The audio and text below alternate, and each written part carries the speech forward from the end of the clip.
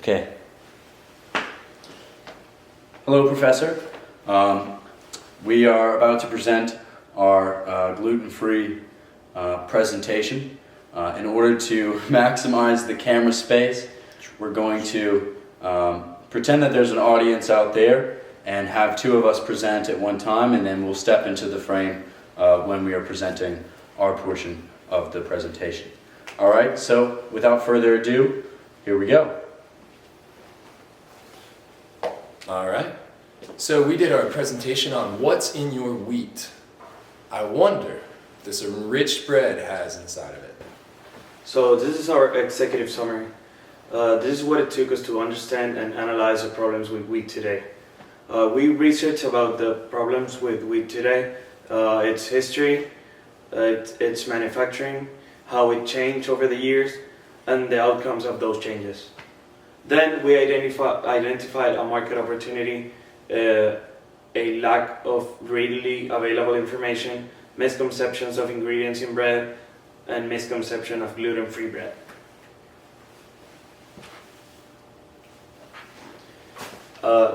This summary continues. Our target group. We decided on characteristics of our target group, then type of information, search and perceptions, common biases and misconceptions, then strategic recommendations and implementations, an outline of our survey, supporting graphs, analysis, then implementation of successful data, then we created a potential ad, and then we decided on using positive, transparent, and evaluative marketing. All right, so now we're going to talk a little bit about our thesis. For our thesis, we are seeking to show the average consumer is uninformed of the ingredients, health effects, and manufacturing of most common household breads. Given this ignorance, the perception of alternatives to these products is shadowed by the unawareness and loyalty to these traditional, terrible breads. Thus, in order to attract these individuals to alternatives and inform consumer decision making, we will strive to prove that marketing campaign focusing on transparent, clear, and positive information about these benefits as an alternative must be set in place. We hope to prove that through effective marketing, consumer biases towards gluten-free products can be altered and used as a catalyst to inform buyers of what is truly in their wheat. Now, let me tell you a bit about the history of wheat manufacturing.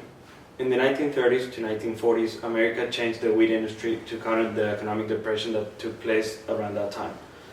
They had to reduce price of food during the depression.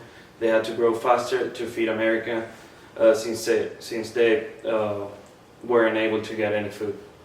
New product filled bellies faster, and chemicals were introduced. Wheat kernels became shortened and manufactured to grow in larger numbers. Then they even changed the wheat germ. It grew faster to maximize profits. So, have you ever thought about what happens when this bread hits your stomach? Wheat with enriched chemicals in it. Have you ever thought about what happens when this bread hits your stomach? Well, last one. Have you ever thought about what happens when this bread hits your stomach? Wheat with enriched chemicals is extremely hard on the stomach and indigestible. Ever seen older men with beer bellies? It's directly from gluten explosion in the stomachs. The change. From whole grain to white grain. America changed and nobody knew about it. The bran on the outside, the endosperm on the very inside, and the germ on the very, very ovial part of the wheat completely disappeared. It turned into a completely blank white grain without any sort of layer with proteins or carbohydrates, with barely any fiber and barely any nutritional value. Do consumers know about this change? Absolutely not.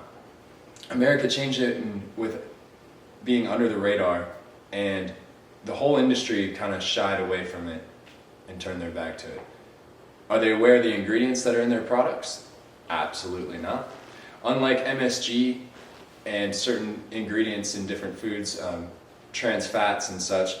These breads are not regulated at all.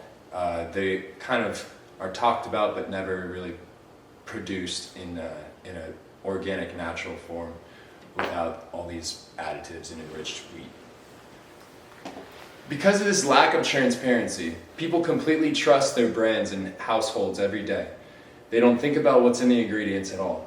For instance, the ingredients found in bread that they don't tell you about are azacotidocarbonamide, which is another way of saying it's a low toxicity chemical that can cause asthma and skin irritations. We don't want that.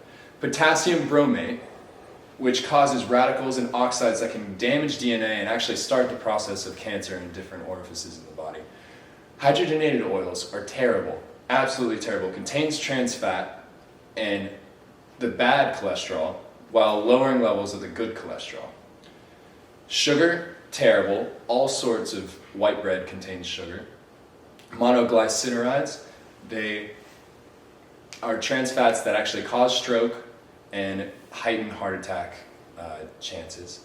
And butylated hydroxynosol basically preserves everything in the bread that you don't want in there. It's almost like when McDonald's bread is left out, it doesn't even grow mold or decay at all. That's the chemical preservative that they find in there.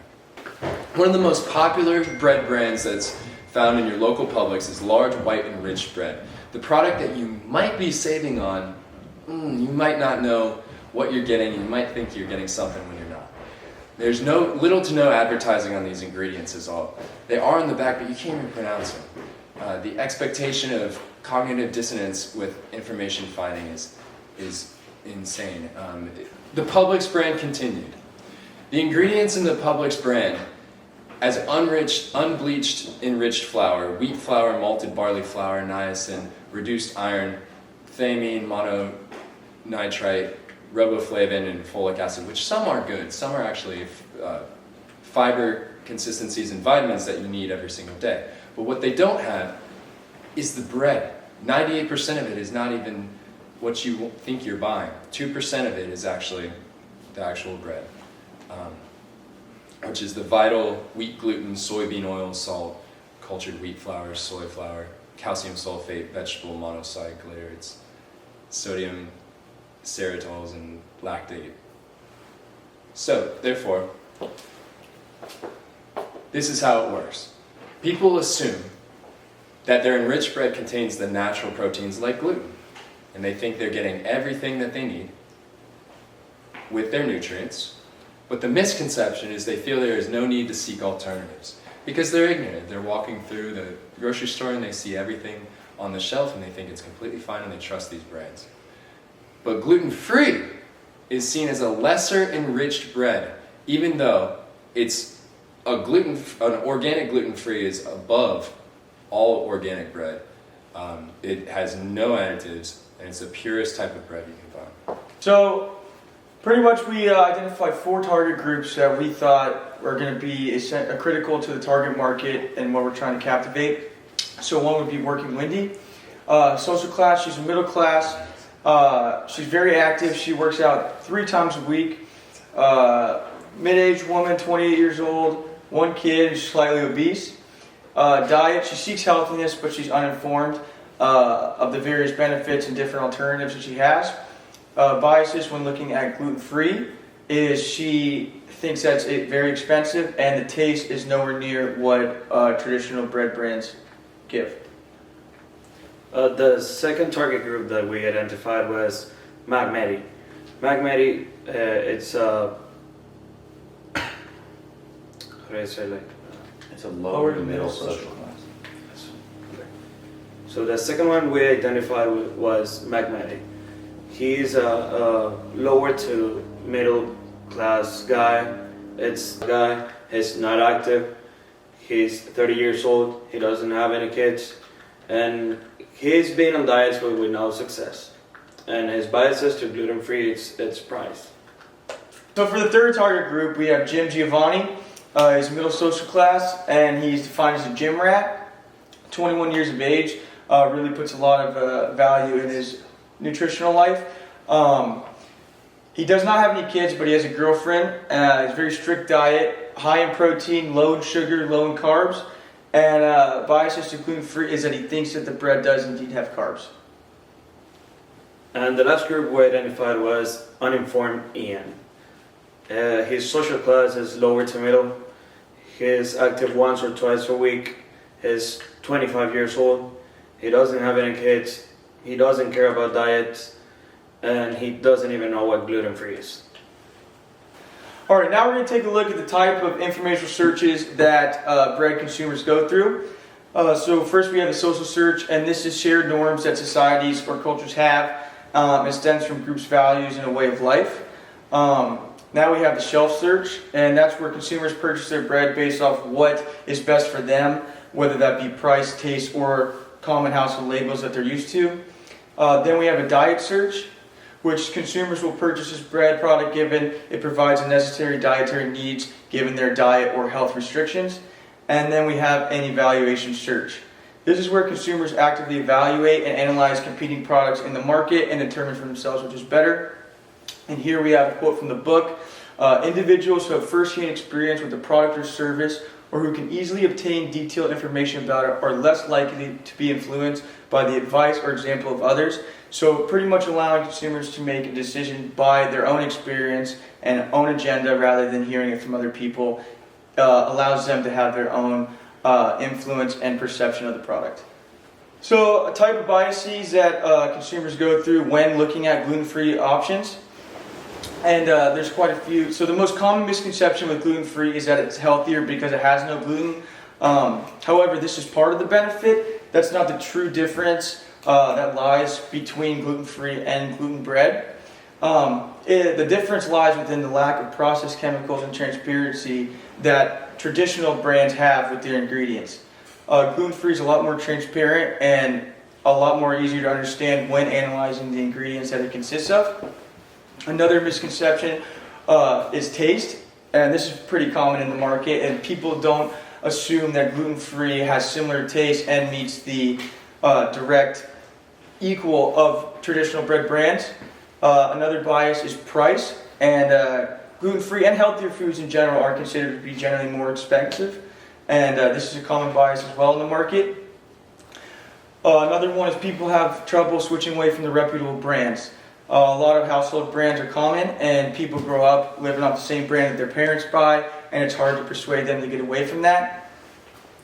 Another type of bias is a social faux pas among Gen X and millennials, and this is pretty much they're embarrassed to be seen eating gluten-free. They think that it makes them a perception of being lesser or weaker. They don't want to switch away from their brands that they're used to. They're embarrassed on a social level rather than a personal understanding of what they're really getting. And another bias is that gluten-free is seen as only for health enthusiasts or those with dietary restrictions who can't have traditional bread brands. Some strategic recommendations and implementations that we have suggested. So most people are either uninformed or misinformed of what gluten-free is and what really it entails. So what we did to try to captivate people's perception is we gave out a very detailed survey with a 15-member sample group who was comprised of health enthusiasts, athletes, and people of the like. So we sent out 3 questions a day for 3 days. 2 of those questions consist of qualitative data and 1 informational. 2 of those questions testing knowledge of gluten products and how informed people truly are about the brand. So now I want to talk to you guys about our marketing strategies, and we use the survey group to see which type of marketing strategies work for a product like bread, and see what strategies will capture their attention and change their perceptions about gluten-free bread. First and foremost, we started with positive messaging. We wanted to start with a one-sided advertisement and marketing strategy, focusing on the health benefits and positive aspects of gluten-free bread. This could be its dietary benefits, its price, or its taste. Misconceptions from those that are misinformed or uninformed about gluten-free bread. Then we wanted to do evaluative information and 2-sided comparison. Take into account the competitors' do exist in this market, but we are comparing and superiorizing gluten-free bread over gluten traditional bread. And next we have two-sided evaluative information. This was taking into account that there are competitors in the market, but we are minimizing the difference, equalizing gluten-free bread to gluten traditional bread. And action. All right, so this is the first section. This is one of the sections that use a one-sided positive marketing strategy to target these consumers. These types of questions were sent to 5 of the 15 participants in our survey. Now, these informational questions were embedded between 2 qualitative questions. One in the morning that said, would you try gluten-free today? And then one in the evening that said, did you try gluten-free today? This qualitative question allows us to determine whether or not these informational questions were able to manipulate their biases towards gluten-free bread. Now, these questions were specifically intended to create a positive and uplifting perception of gluten-free bread without taking into account that there are competitors in the market. Now, the first question. On the first day, they were asked, did you know that gluten-free foods improve cholesterol levels and lower the chances of clogged arteries? The second question on the second day was, did you know that specialists say that eating gluten-free foods will boost energy levels? And then the third day, they were asked, did you know that gluten-free bread will vastly improve digestive health? Now, notice that all of these questions have 3 common characteristics. First and foremost, they are positive. Second, they do not take into account that there are competitors in the market. And third, they do not compare or contrast gluten-free food.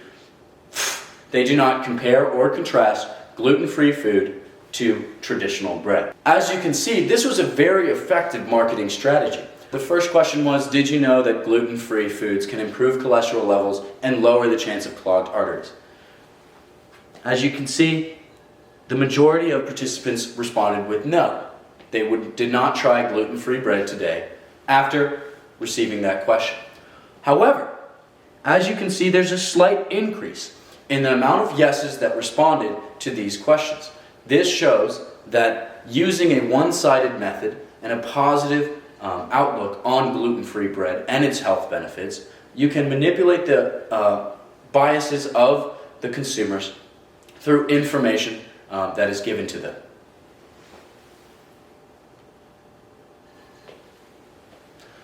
All right, the next method. In this one, we decided that we were going to compare and superiorize gluten-free bread over gluten bread. In this section, we made sure that the questions took into account the fact that there are competitors in the market. On the first day, they asked the question, did you know that gluten is the only thing found in food that is completely indigestible? Now, this question is intended to show that traditional bread products contain gluten, and this gluten is completely indigestible, which is a health benefit that most people would not want, right? And this assumes that gluten-free, being gluten-free, does not have that aspect, superiorizing gluten-free bread over gluten bread.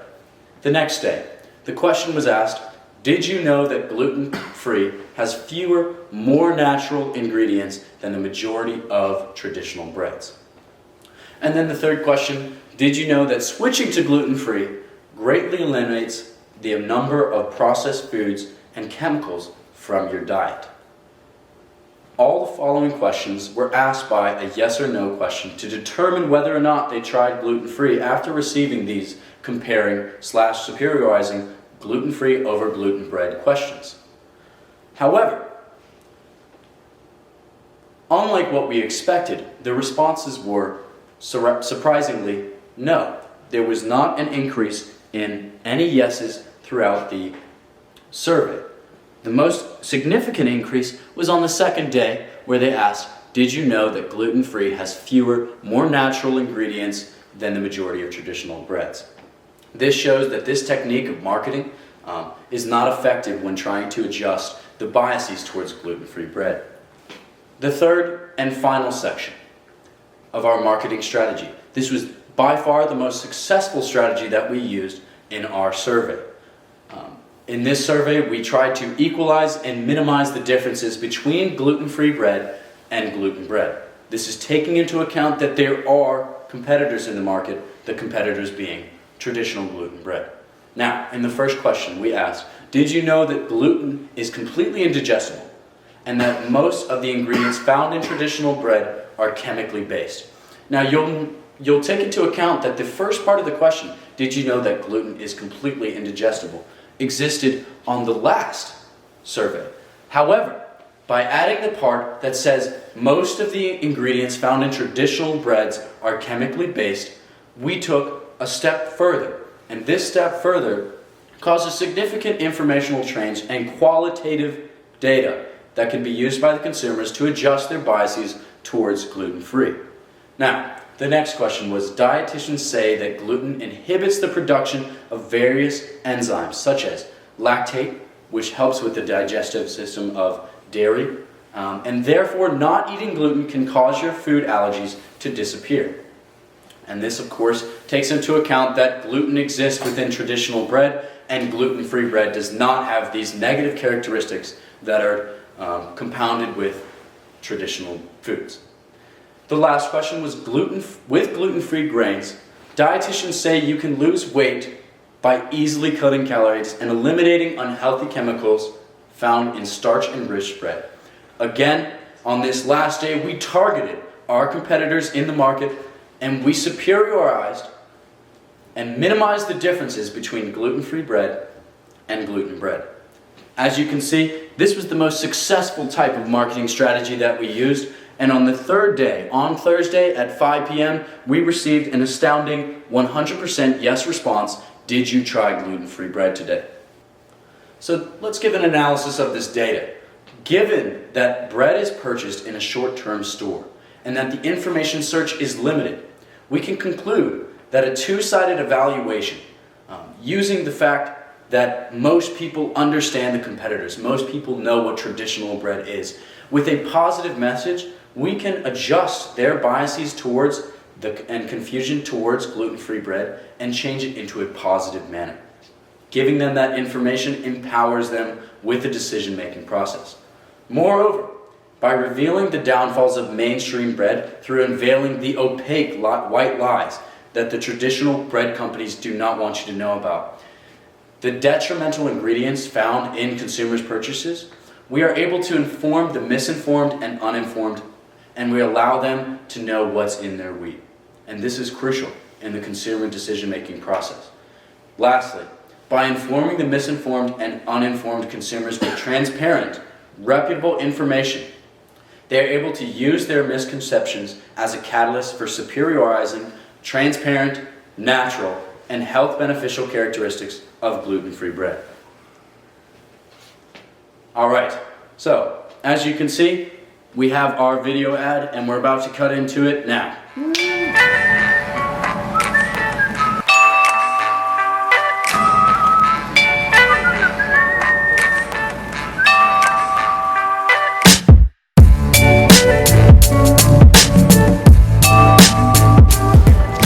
Oh, honey wheat. What is this? Terrible. I bet this chum doesn't even know what's in it.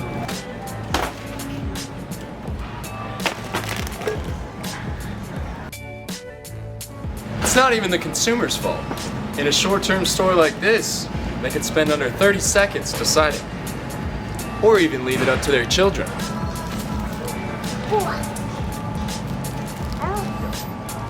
Not one of these bread brands is transparent about what they have inside. We're not saying we're better than any of these brands, but at least you know what you're going to get inside. I bet you can read every single one of these ingredients. Udis, gluten-free, transparent. We're transparent about our all-natural ingredients. In Udis, we'll guarantee we'll lower your cholesterol, maybe even save you a cup of coffee, increasing your energy levels. The protein from wheat that you think you're getting makes it 2% of the bread itself. That's like getting 2% of cereal in your box. Imagine how sad that would be. People are worried about spending hundreds of dollars on their medical bills. But what if I told you, for $1 more than the store brand, I could save your fat ass a trip to the doctor's office. Let us put it to you in plain English. The best thing to do with this is burn it. Like it's your word, still that shit. Stop playing around, loosen the fuck up. There you go.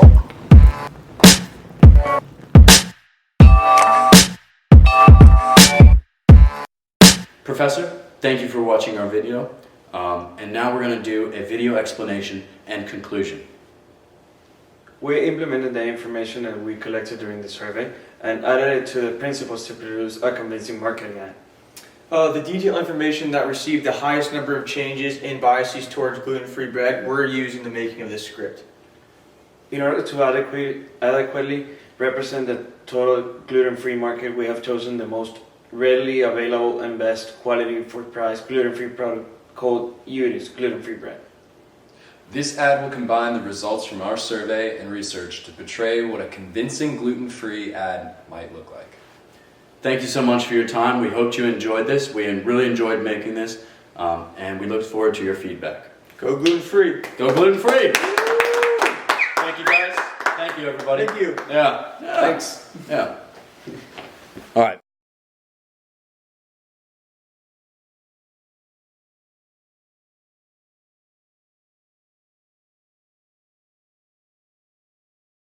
In the 1930s through now 1940s,